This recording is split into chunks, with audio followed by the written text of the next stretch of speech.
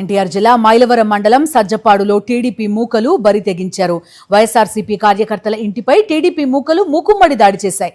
సజ్జపాడులో ఓ శుభకార్యం వద్ద రెండు వర్గాల మధ్య వివాదం చెలరేగింది.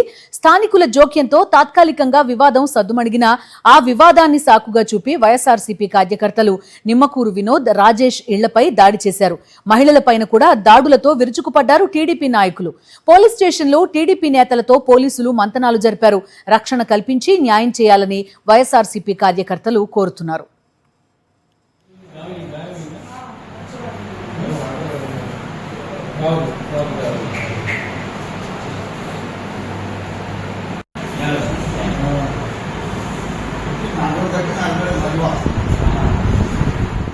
వైఎస్ఆర్సీపీ కార్యకర్తలు వినోద్ మరొక వ్యక్తి ఇంటిపై దాడి చేశారు. టీడీపీ మూకలు వారు గాయాలతో ఆసుపత్రి పాలయ్యారు. పూర్తి సమాచారం మా కరెస్పాండెంట్ అశోక్ అందిస్తారు. అశోక్, చెప్పండి, ప్రస్తుతం ఈ ఇద్దరు ఎలా ఉన్నారు? చిన్న వివాదాన్ని ఒక పెద్ద రాక్షసంగా చిత్రీకరించే ప్రయత్నం ప్రస్తుతం మనం చూస్తున్నాం. ఇద్దరి హెల్త్ ఏ విధంగా ఉంది? డాక్టర్స్ ఏం చెప్తున్నారు?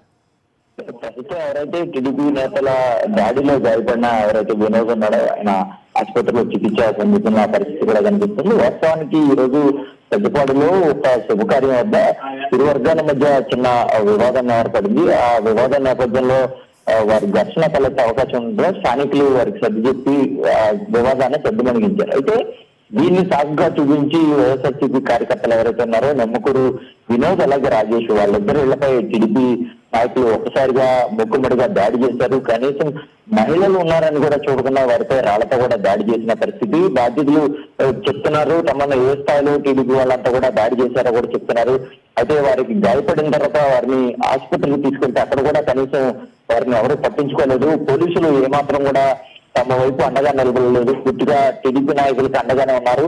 తాము పోలీస్ స్టేషన్ వెళ్ళినప్పటికీ కూడా టీడీపీ నాయకులను స్టేషన్ లోపల కూర్చోబెట్టి పోలీసులు వారితో మంత్రాలు చేస్తున్నారు కానీ కనీసం తమ గోడు పట్టించుకోలేదు. ఇప్పటికైనా సరే తమకు రక్షణ కల్పించాలి, అలాగే తమపై దాడి చేసిన ఎవరైతే టీడీపీ నాయకులు ఉన్నారో వారిపై కఠినమైన చర్యలు తీసుకోవాలని వారు కోరుతున్న పరిస్థితి కనిపిస్తుంది. తమపై దాడి చేసిన వారి ప్రతి ఒక్కరి పేర్లతో సహా పోలీసులకు చెప్పినప్పటికీ కూడా కనీసం ఇప్పటి వరకు కూడా కేసు నమోదు చేయడం కావచ్చు, లేదంటే వారిని మందలించడం లాంటివి కూడా చేయకపోవడంతో వైఎస్ఆర్సీపీ కార్యకర్తలు ఆగ్రహం చెందిన ఖచ్చితంగా ఈ ఘటనపై సమగ్రమైన చర్యలు తీసుకోవాలి, తమకు న్యాయం చేయాలని వారు డిమాండ్ చేస్తున్నారు. Right Ashok, thank you.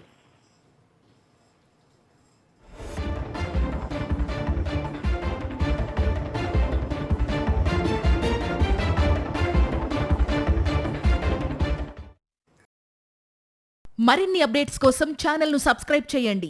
Notifications కోసం బెల్ ఐకాన్ పై క్లిక్ చేయండి.